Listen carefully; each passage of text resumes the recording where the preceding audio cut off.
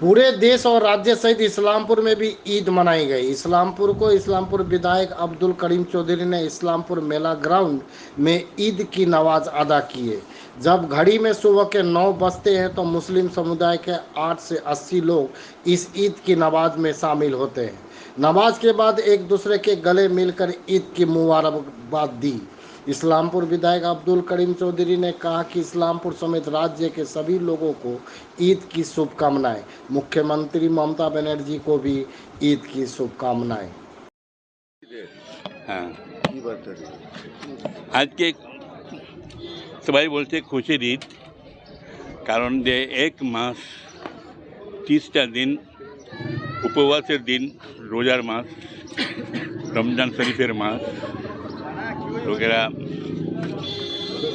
আদা করলেন, রোজা করলেন। 30 দিন পর 30 দিন মানে রোজাটা কম্পালসারি ছিল, এমনি করলে হলো না। It was from the God, compulsory. এটা ফরজের মধ্যে পড়ছে, যার জন্যে সকলকেই 30টা রোজা করতে হয়েছে। বান্ধা ছিল 3টার পর থেকে একদম সন্ধ্যায় 5-6টা পর্যন্ত। ওরকমে সবাই 30টা রোজা করেছে।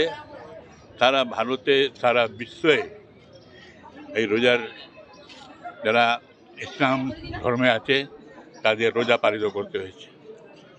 এখন এই রোজা করার পর আজকে সবাই ঈদের চাঁদ কালকে দেখেছিল। ঈদের চাঁদ দেখার পর আর রোজা করার নিয়ম নেই, একদম রোজা আর করতে হবে না। আজ থেকে আজকে ঈদের দিন নামাজ পড়তে হবে, ঈদের ফিতরের নামাজ। ঈদুল ফিতরের নামাজের পর সকলের সঙ্গে মিলামিশা করবে, সবাইকে শুভেচ্ছা জানাবে, ঈদের শুভেচ্ছা সবাইকে জানাবে। সবাই সুস্থ থাকুক, ভালো থাকুক, এই নিজেদের একটু বলাবলি করবে, কলা পিঠে করবে।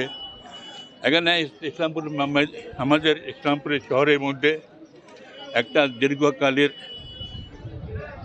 শেখ আব্দুল আজিজের তৈরি করা স্টেট, তার একটা অধীনে ঈদগাহ ছিল। সেই ঈদগাহটা আজকেই আছে, একমাত্র ঈদগাহ এখন ইসলামপুর শহরে, যাকে আমরা বলি ঈদগাহ বলি।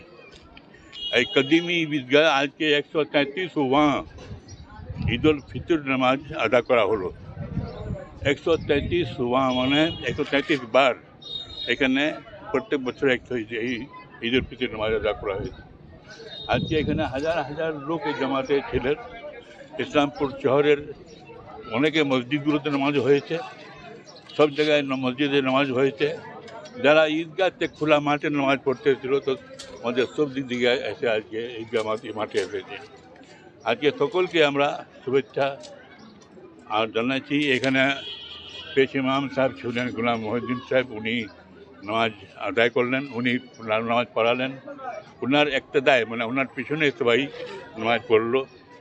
আর এখানে আমাদের ঈসা সাহেব, মুফতি সাহেব আছেন, উনি অনেক ইসলাম ধর্মের পর তকরির করলেন, ভাষণ দিলেন। আমাদের আবরার মৌলভী, উনি তর তরিকাটা বললেন, নিয়তনামারা বললেন। আর সকলকেই কীভাবে দাঁড়াতে হবে, কীভাবে সব জানা দিলেন। আজকে আমাদের এখানে খুশির ঈদ মিলাতে সবকেই আমরা মিলেছি, একসঙ্গে আছি। যেটা কথা বললো, আজকের দিনে কেউ রাজা, কেউ মহারাজা, কেউ প্রজা নেই, কেউ বড়, কেউ ছোট, কেউ নেই। আজকের আল্লাহর সামনে সবাই দাঁড়িয়েছে। যাকে বলতে कि एक ही सब में खड़े हो गए महमूद आज़ाद। महमूद হলো বাদশাহ, আয়াজ হল গোলাম। কিন্তু এই নামাজের সময় তো এক হয়ে যায়, একই টপে দাঁড়াতে হয়। সেই জন্য আল্লাহর কাছে সবাই বরাবর আছে, কেউ ছোট বড় নেই, কেউ গরিব অমির নেই, সকলেই বরাবর আছে আল্লাহর কাছে।